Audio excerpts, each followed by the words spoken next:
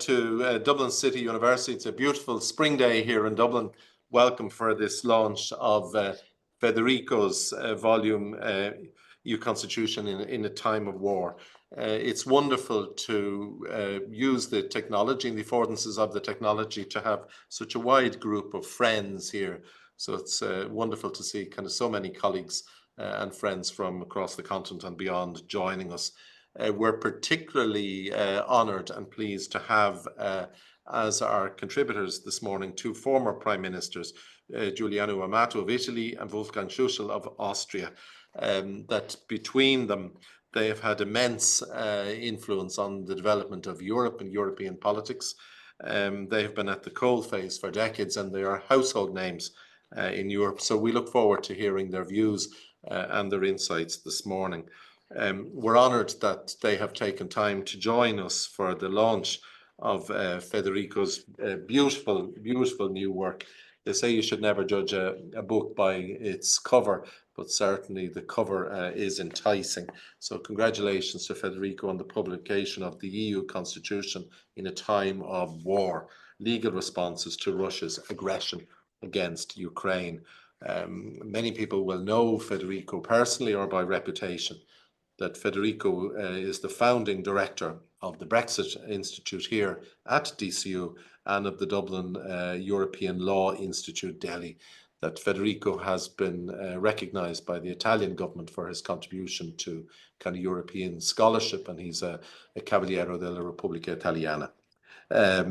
He's been a leading kind of research and policy expert here in Ireland and at the university in particular. Federico's work and the work of his colleagues in the Brexit Institute in Delhi has significantly contributed to the identity of DCU as a European-focused university.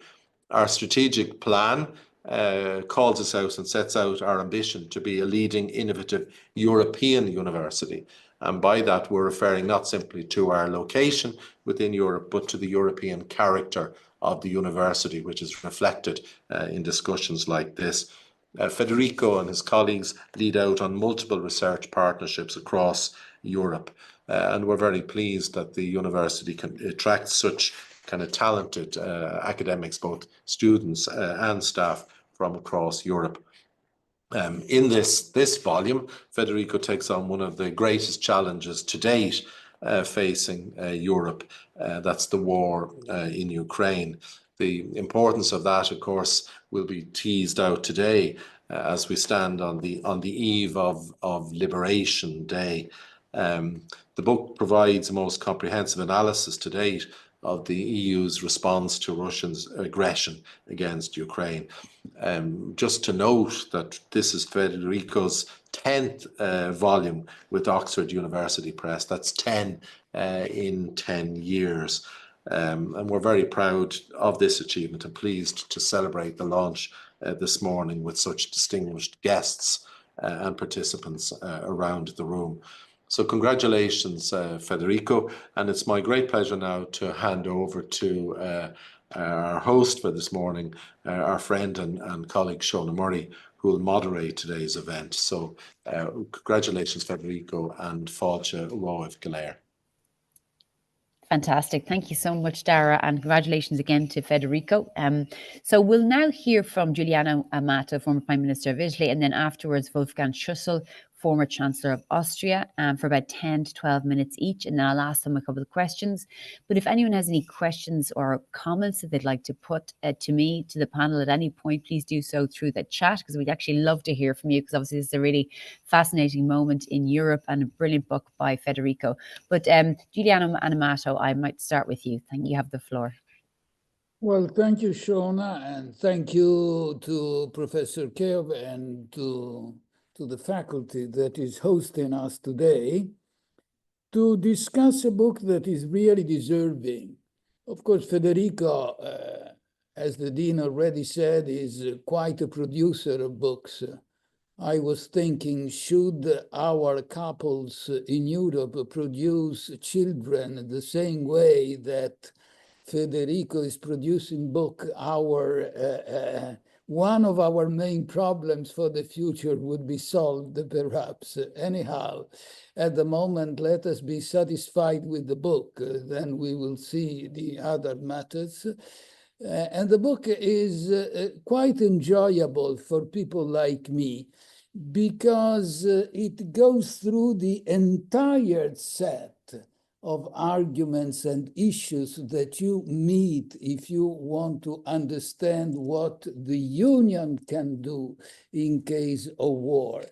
It starts very nicely from the preamble constitution. Everybody knows that we don't have a constitution, but quite correctly, Federico says that the treaties are give the constitutional order of the Union, and I repeat, this is correct. So he defines the treaties as a constitution. It's more than acceptable. Now, we have a preamble, and we have public goods that are identified in the preamble. And rightly, Federico asks himself what the Union has been doing in relation to Ukraine is somehow connected to the public goods that the preamble indicates as the overall missions of the Union, which is common defense, general welfare, justice, domestic tranquility, and finally the blessing of liberty. And he goes through the competencies of the Union to see whether there are competencies that are sufficient to fulfill these missions. And what is the conclusion? So after this clear setting of the rules of the game, preamble plus clauses of the treaty, well, the first important point that not everybody is aware of, this is why reading this book is useful, because you know, reading the book, what the European Union has done up to now in relation to this war, to this aggression that Ukraine is still suffering from. And the Union perhaps has done more than what you expect, really, a lot of things in three basic areas: military support to Ukraine, financial support, opening of the procedures for enlargement, and then also sanctions against Russia. In these areas, much has been done. On what legal basis? This for our, let's say, angle is extremely important. Based on clauses that were written perhaps with no relationship at all with possible wars, but sufficiently flexible as to cover also the needs of this special context, the context of war. But it's interesting how flexible these clauses have been in their use, and nobody has challenged this kind of use. Let's say we have clauses that were conceived in relation to the harmonization of our national legislations, aiming at reducing the fragmentation of the market and therefore at creating a common market, Article 114. But it could be used also for other purposes, for harmonizing member states' legislation. And in this case, there was quite a deal of harmonization that was not aimed at the common market. It was aimed at this other public goal, but it is one of the goals of the treaty. It is included in the public missions of the preamble. How could you say no? And it was done. The production of military equipment, armaments, etc., based on Article 173, which is harmonization of industrial policies. Of course, having economic aims in mind, but again, you can harmonize your industrial policies and promote the cooperation of the member states also for other public and recognized public aims. Of course, Article 212, cooperation and assistance to third countries again. And here the case of Ukraine was in any event relevant and covered by this kind of disposition. But I don't want to be too long. And having praised the book and also praised the Union for this use of treaties clauses that were conceived in other historical contexts and in relation to other matters, rightly Federico points at the limits of all this. Okay, they have done a lot. They have used as much as possible the clauses that gave them some sort of competence to do what they have done. But in military matters, we find serious limits in the treaties. Why? First of all,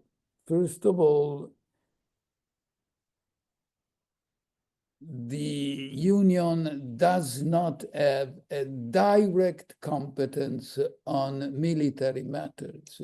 It can contribute to coordinating member states' resources and capabilities.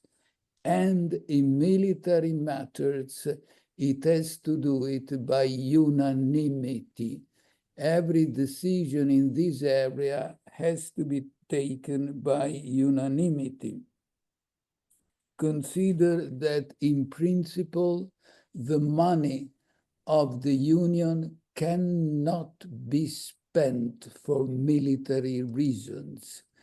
There is a second paragraph which says, if you want to allocate money of the European budget to military missions, you need unanimity.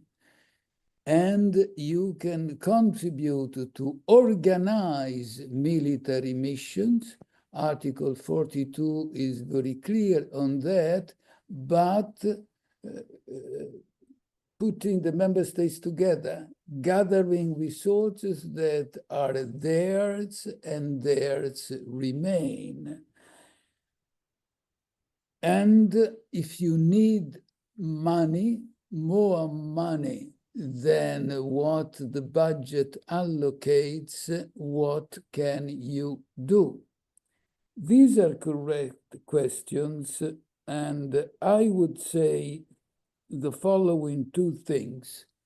First, I consider it essential, as Federico does, to get rid of unanimity one way or another for these decisions, because like it or not, in the European Union, we have different positions, and it's natural somehow that we have them.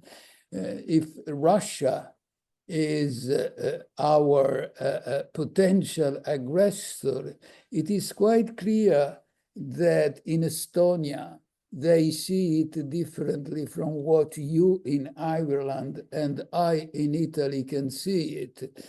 to say the least, it's a little bit closer in Estonia than it is. So the sensitivity is clearly different.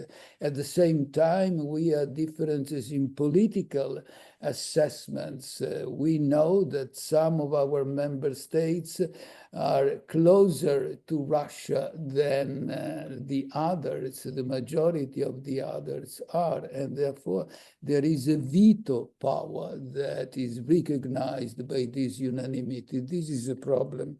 The second problem clearly is fiscal capacity. We need a central fiscal capacity. I was Minister of the Treasury also, so something has remained of that job in me. I can't conceive a budget like the European one now that has the interests of the huge debt that we have with the market after the next generation EU. But the debt is not existing for the budget. There is no part of the budget in which you can find that debt, for the simple reason that Article 312 of the Treaty on the Functioning of the Union does not include debts among the own resources. So we need a treaty reform on this point. Something that I am ready to discuss, and I put it as a question in concluding, is whether we are really sure that we need, as Federico suggests, a European Union with its autonomous defense, which means European resources, military European resources. Whether this is really feasible, I don't challenge the need of a European command, but I keep thinking that the system that we have adopted in NATO, integrating national military resources, which has been very successful, and using that kind of model, which is also the best way to demonstrate that a European defense force is not something separate from NATO, but it's our European part of NATO.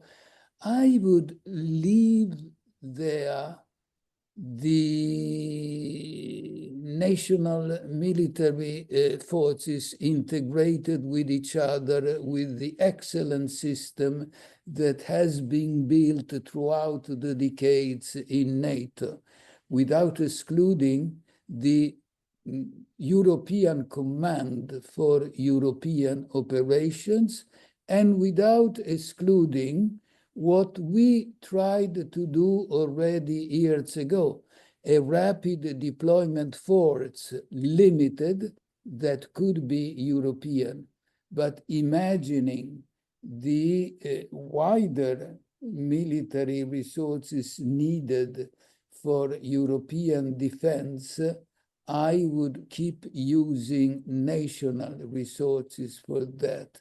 And I would limit the European military beyond the command to a small rapid deployment force. And my 15 minutes have gone.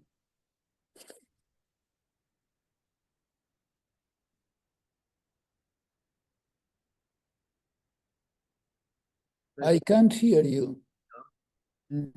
I'm okay. I was just waiting for them to unmute me there. Thank you so much, Mr. Amato. Now I'd like to give the floor to Wolfgang Schüssel. Thank you very much, Shona. First of all, it's really a pleasure to see my old friend Giuliano Amato We were together at the beginning of this century as prime ministers of Italy and Austria. And we were involved in the development of the European Constitution. At the time, the idea was to have a constitution. It ended up as a constitutional treaty, refused by Netherlands and France, and therefore we have now a treaty which is de facto a constitutional treaty, but cannot be named as a constitution. Fine. First of all, congratulations to Federico for this book, The EU Constitution in Time of War. And you rightly pointed out that this was not the only watershed moment in the history of the European Union when Russia invaded Ukraine. We had a watershed moment in '89 and 1990. We had the Yugoslav wars, we had the Iraq crisis, we had the financial and debt crisis, we had the pandemic crisis, etc. And all of these crises de facto helped us to come forward, to develop something new, to improve our tools, to improve the active participation and cooperation among the European Union. So this is one point. And the Ukraine crisis tested de facto our constitution in a very difficult way, because the European Union is from the very beginning a peace project. That the idea of an European defense community was rejected at the beginning, before even the idea of a common market, a single market was invented. The idea at the beginning was a European defense community, rejected. And since that time, Europe was always a peace project, crowned by the Peace Nobel Prize in 2012. So I think now is the time to understand war is back on our continent in a very dramatic way. Ukraine is a neighbor to four EU member states. And so to say, it's also the end of our peace dividend. Since the last 35 years, end of 1990, we consumed a peace dividend of around 2 trillion euro. 2 trillion euro. Because everybody reduced the armies, reduced the armament, the defense budgets, etc., mostly by half of the money, half of the soldiers, etc. And this is now the end of our peace dividend. And Federico, this is quite interesting to read this book. He is an advocate, a fervent advocate of an ever closer union. And the analysis is very clear. He shows precisely what are the shortcomings, the deficits of the treaties. First, as Giuliano also mentioned already, in defense, de facto, defense is either intergovernmental cooperation, or it is national competence. Article 41 explicitly prohibits the use of the EU budget for defense. Of course, we had some supplements with the European Peace Facility and the European Defense Agency and the ASAP for ammunition, but de facto these are tiny pieces of what is really needed. Second point is security guarantees. We have the Article 42.7. This is de facto compared with NATO Article 5. It's de facto a commitment. If one member state is attacked, everybody has to help and have to support with all our means, even the neutral countries. Not Austria, like Ireland, is a neutral country. We are not NATO members, but we are obliged by Article 42 to do whatever is needed and possible. The interesting thing is this was never tested. De facto, it's not really clear what this commitment means. So I think one of the lessons of the Ukraine crisis is we should really sit down and discuss what does it really mean and what is needed for that. The third point is sanctions. We had, I think, more than a dozen sanctions against Russia and other countries supporting Russia. the reality is a lot of these sanctions are ineffective or are weakened and circumvented by individual member states. And the fourth point, and I think this is quite interesting and very important to know and to discuss later, is enlargement. The Ukraine crisis de facto speeded up with a new fresh wind the enlargement process. Giuliano was with me in these times when we tried hard to help the West Balkan countries to be also in the process. This is now more than 20 years ago, and they are still waiting. But with the Ukraine crisis, with the aggression of Russia, the process has now really a new momentum, and I think we should use this momentum. Conclusion, the European Union is de facto more united than ever, even with some skeptical member states. De facto, at the end, they mostly agreed. Second point, we have now a functioning structure. The EU Commission is de facto in the lead, publicly seen as Ursula von der Leyen is seen as the leader. On the other hand, also the European Council is the key decision body for all these elements of political points. And what Federico asks now in his book, is there a need to change the treaties? I think I do not go so far like Professor Fabbrini. He de facto aims a more perfect union, as Mario Draghi said it. Okay, this is a nice slogan, but what does it really mean? Professor Fabbrini said, first, drop Article 41, restrict to use the EU budget for defense. Second, use a new, we need a new financial capacity, a new fiscal capacity. We should abandon the budgetary balance which is needed. If you have in mind what Mario Draghi proposed, by the way, this means 800 billion euro per year, new debts. This is something we should discuss. Third point, what Federico proposes is the end of unanimity and de facto no longer the possibility to block or to postpone decisions, and so to say, improving the role of the European Parliament as a co-decision body, like the Conference Future of Europe proposed. I would agree there is a need, especially having in mind the future enlargement process, there's a need to improve the budget. 1% is not enough, but it can be 1% coming from the national budgets plus an additional own resource to cover enlargement, the reconstruction of Ukraine, etc., all these needs.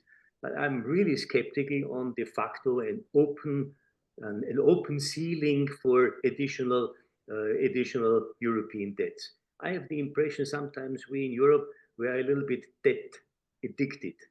We think everybody is solved if we can do enormous EU bonds, more debts, etc. And Giuliano rightly pointed out, the Next Generation program is a good example that we have it, and de facto there's no idea how to pay back these debts already on the table. Second point, I fully agree that the size of the Commission should be restricted. What we already agreed, 2/3 of the member states should be in a rotating process presented at the European Union, but not more. Enlargement, eventually, I think we should also add one item because we have 9 candidates knocking at the doors. I think we should think about the possibility for an EEA to use the European Economic Area as an interim step to help to improve the enlargement process. And I'm also a little bit skeptical to drop completely the unanimity. And Federico pointed out, there are some additional ideas, super qualified majority, or let's say a passerelle clause, or the coalition of the willing. This is, in my opinion, absolutely possible. Thank you for that.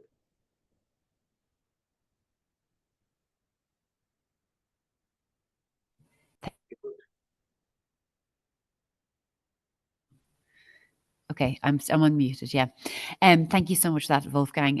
Really fascinating from both of you. And I might just pick up. We do have some questions here in the chat, but I might ask Giuliano first of all, just to pick up on that point that you made earlier, and Wolfgang just alluded to it during the last point he was making in relation to unanimity, and what I think one of the consensuses here in Brussels is often that the EU throughout the past few years has managed to stay more or less united. And I suppose some people would say that the fear is if you were to get rid of unanimity, not only do you not have full united European Union, but countries like Austria, Ireland, and the so many smaller member states in the EU would feel left behind, or their voice wouldn't be heard, and that would cause much greater division and so on. So maybe if you could just chat a little bit about how you see that might work. Thank you. You're right, Shona. Unanimity cannot be dropped completely. Also, Wolfgang has said it. There might be a problem with unanimity, but don't eliminate, because there are issues upon which I remain with my national community somehow. I'm not ready to accept a majority view. A majority point of view, a majoritarian point of view can be accepted in communities where the internal divisions are less important than. Our case of the European Union is a case that lives on a balance. There is a continuous balance that has to be made between common interests and national interests. A federalist would try to demonstrate that preserving your national interest requires you to accept common actions, which is true in several cases. We know that there are several cases in which the best way to protect our national interest is to do it with others.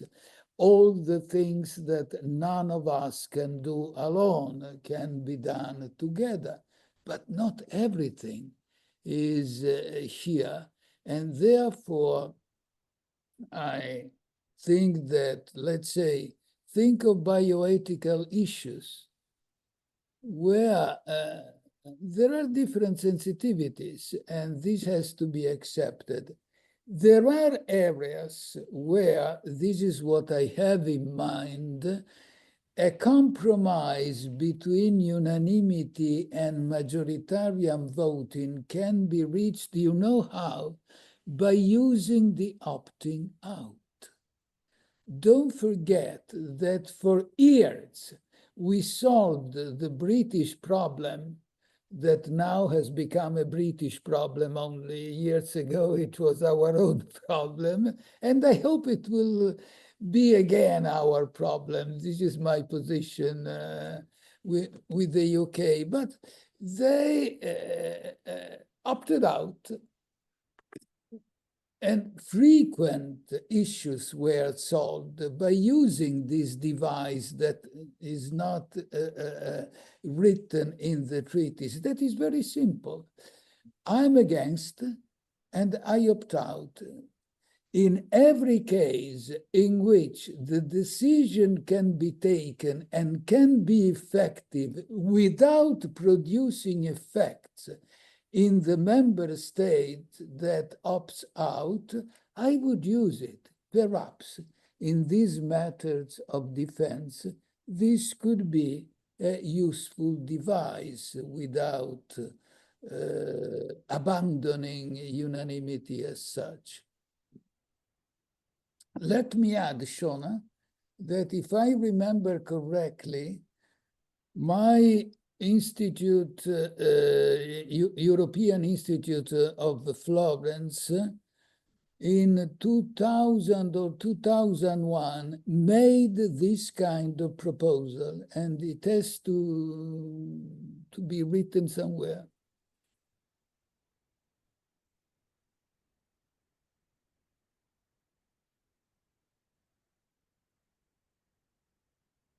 No, you don't have the audio.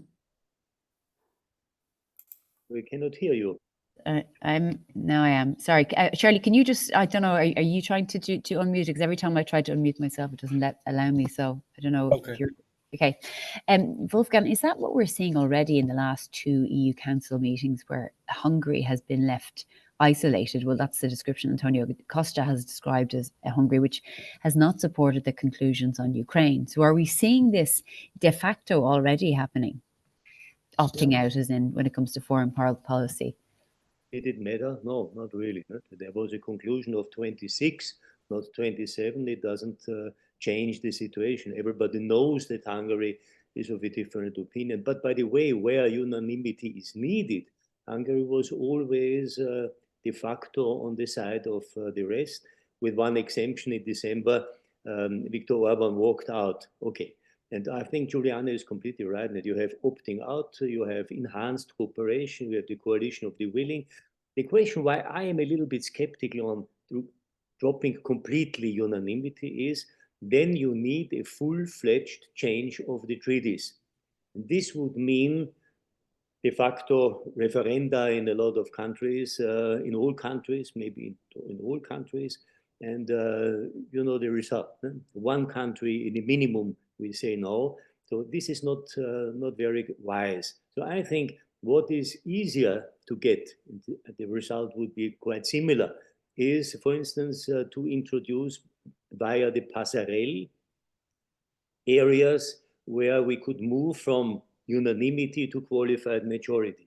For instance, in foreign policy and also in defense areas, it is possible. Right? If you can do it with the passerelle clause to change elements of foreign policy to qualified majority voting. And this is good.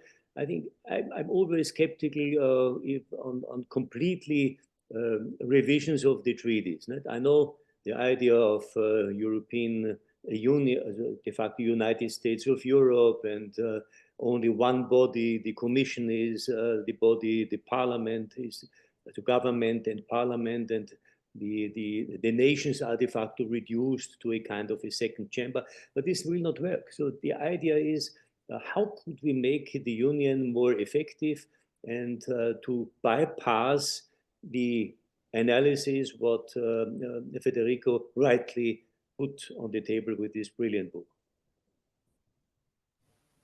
Okay, thanks very much, Wolfgang. And we've got some good messages in here, one from Dorian Rookmaker, who's a former MEP, former Conservative MEP, who says, and I'll put this to both of you, the EU was designed for economical reasons and keeping France and Germany from fighting. We have NATO for our defence. Why not guard the scope of the EU and NATO and keep things as they are?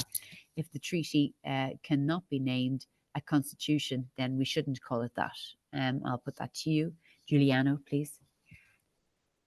Well, it's a little bit conservative in terms of interpretation of the treaty. First of all, yes, you could say that naming the treaty's constitution is a little bit too much.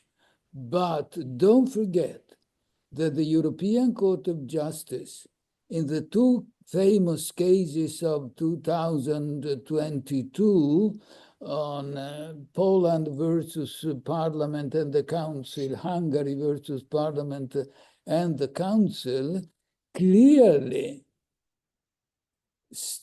defined the order that comes out of the fundamental first articles of the treaty constitutional order.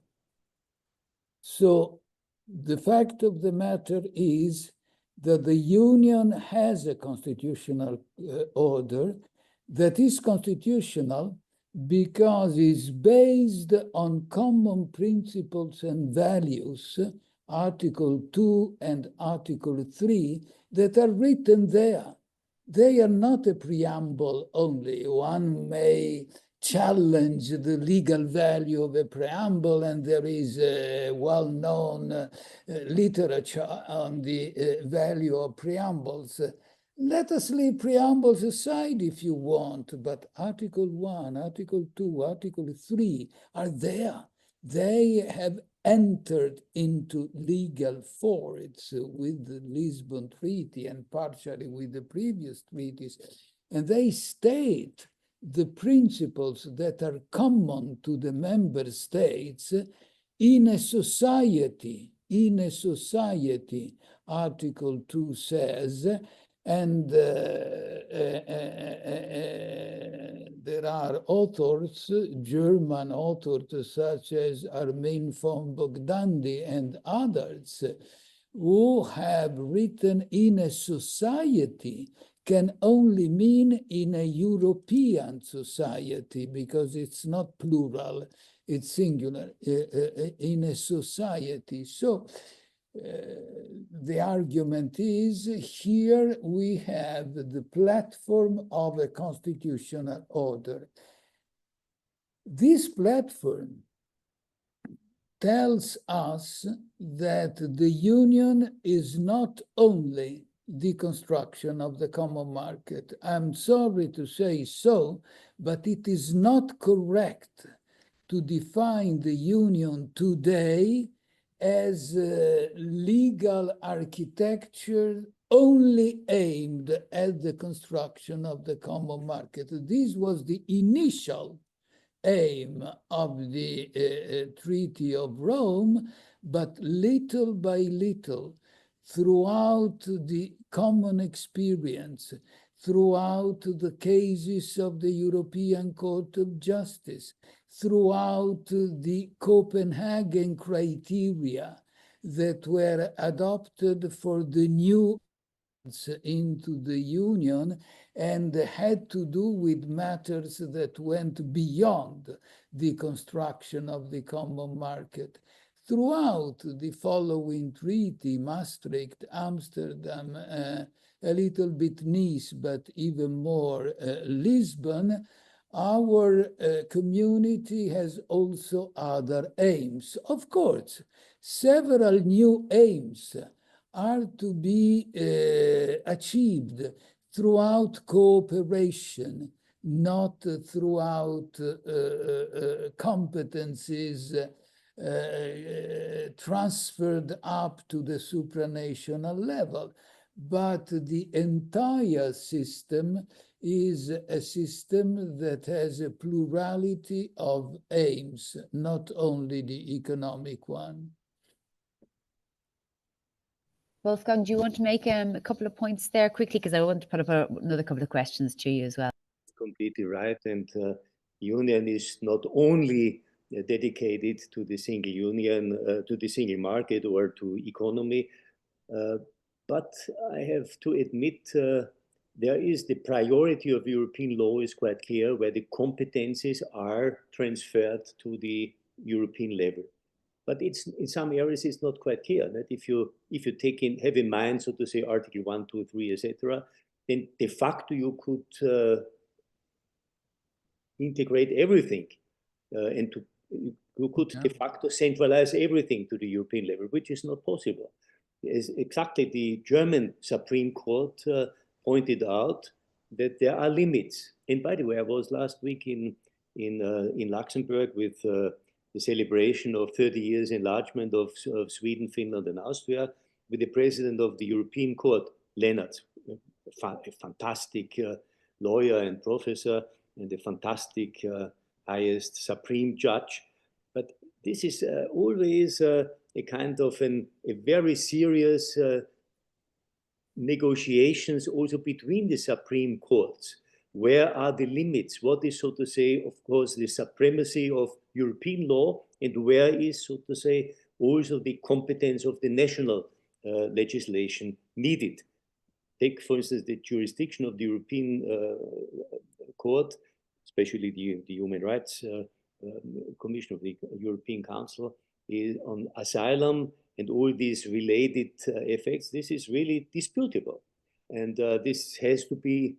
This is something which creates a lot of problems, and it must be discussed. Thank you very much, Wolfgang. I want to put a question to you from a gentleman called Oliver, who's messaged to say, and this is very pertinent for an Irish audience, but also for yourself, Wolfgang, because you're obviously in Austria. And the question is, how do the panelists feel that the Irish neutrality issue may factor into the ratification of any future treaty amendments and or measures to pursue rearmament in response to the Ukraine-Russian conflict? So I might, Giuliano, if you could go to you first of all, and then I'm sure we'll have two very differing answers. Well, maybe not. Thank you. No. Generally, Wolfgang and I give very similar answers. Yeah, that's what I meant. Perspectives is what I meant to say, actually. Yeah, Austria being neutral.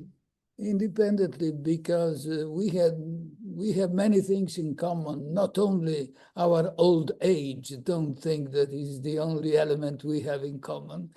Having said so, yes, indeed, there might be, in relation to military matters, it is quite obvious that there might be differences between neutral and not neutral states, but it is not so as far as defense from aggression is involved, because if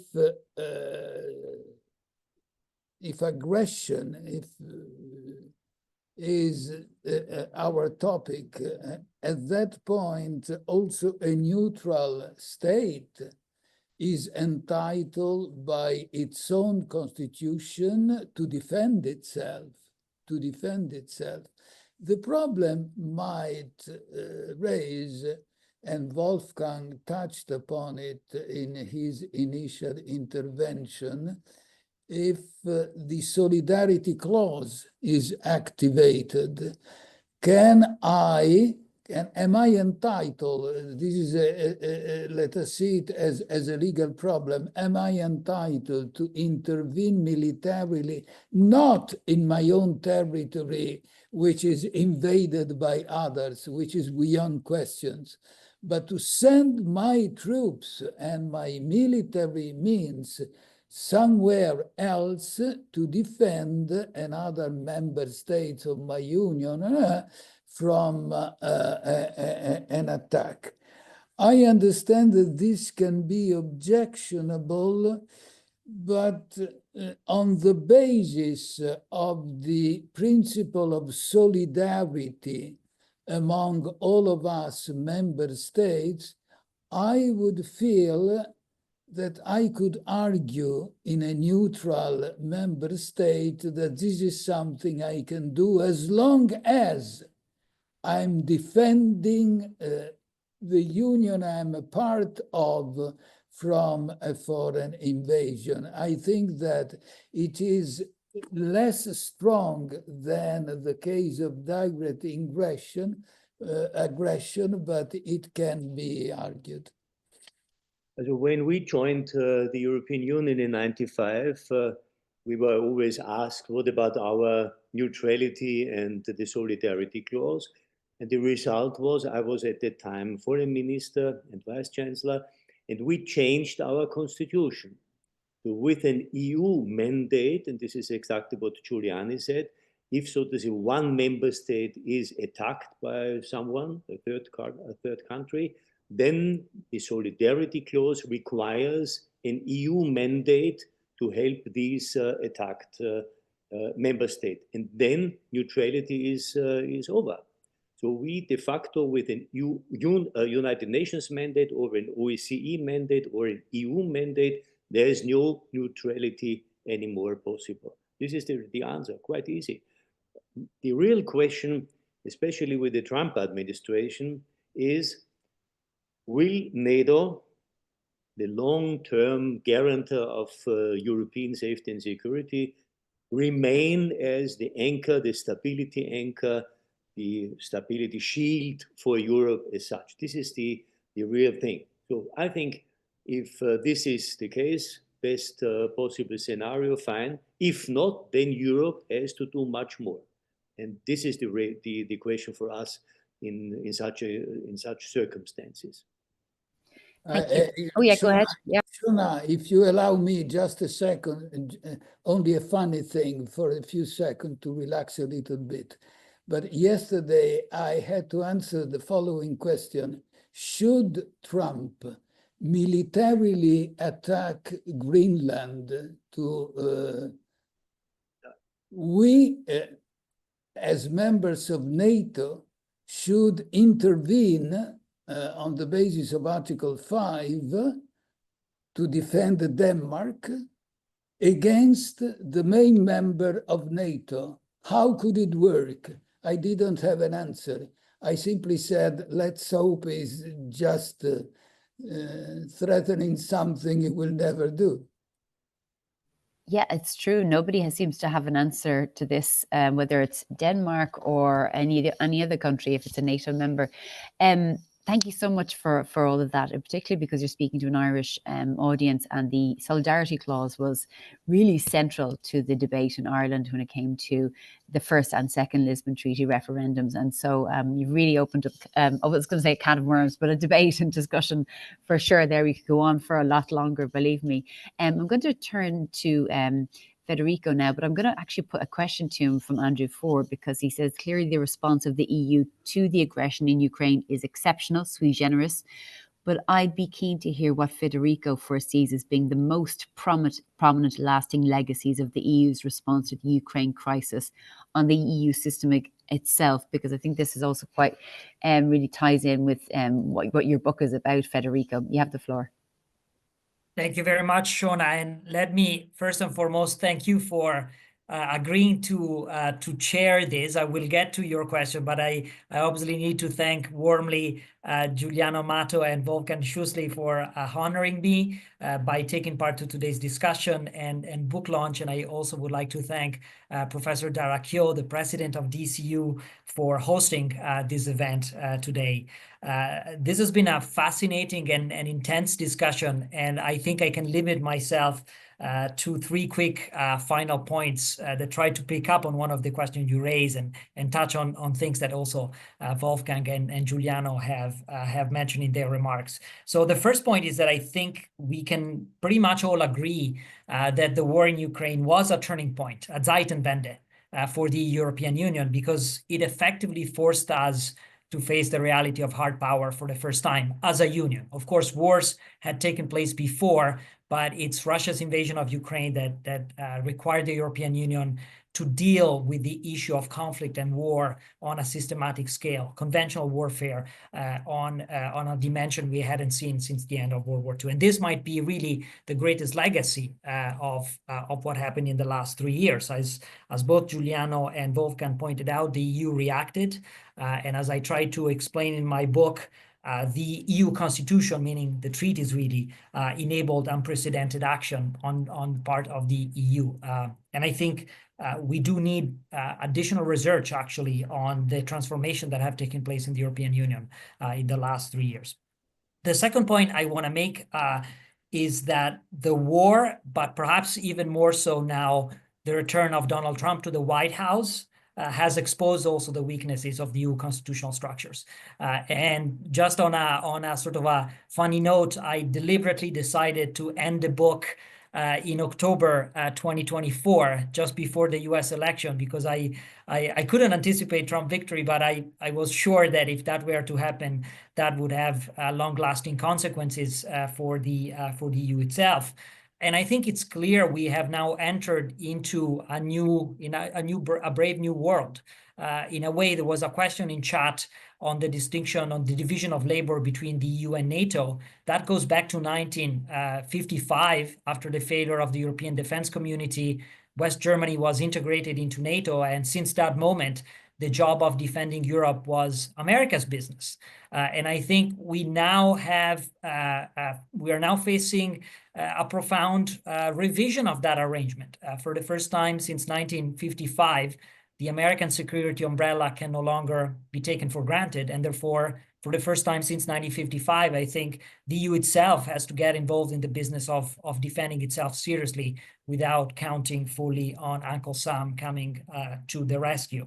And so many of the points that emerge in the discussion are really about getting the EU fit for that new reality we are facing, and whether it's about military capability, fiscal capacity, a more effective and legitimate system of decision-making, I do think we will need to go back to the drawing board and improve the functioning of the EU, because the war has also exposed several of the structural weaknesses we have. And I think in this respect, we do need also good policy work to chart a path forward for the European Union. And that takes me to the third and last point I wanted to make this morning, which is in this moment, the role of university and research centers is really more important than ever. We all know, I know this is music, particularly to the ear of Giuliano Amato, who was also my professor at the European University Institute some 20 years ago during my doctorate. But I think we have to acknowledge the fact that academia is increasingly under attack, including in the United States, and places of learning must step up to fulfill their role.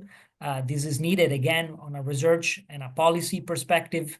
And the last thing I will probably say is that we at the Dublin European Law Institute here at DCU are endeavoring to do just that with books, with policy reports. Many of you will know about a new project we launched called Alcide, Activating the Law Creatively to Integrate Defense in Europe. So I will probably end here by saying, however, stay tuned with our work. And I would encourage all of you to continue following the activity of the Dublin European Law Institute as we will try to fulfill our mission of providing knowledge and food for thought on these important European issues. And with that said, I'd like again to thank Giuliano and Wolfgang for taking the time to join us and thank all the 50 plus people who have connected to this call. And back to you, Shona, with thanks. Thank you, everyone. And thank you again, Giuliano, and Wolfgang, and congratulations, Federico. And have a lovely afternoon, everybody. Bye-bye. Thank you very much. Yeah. Grazie. Danke sehr.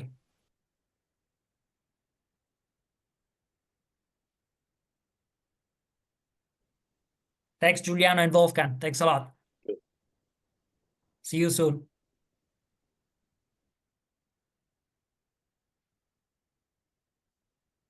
Charlie, I think you can stop the recording at this point. Will do. Thanks, Federico. Talk soon. Thank you. See you soon.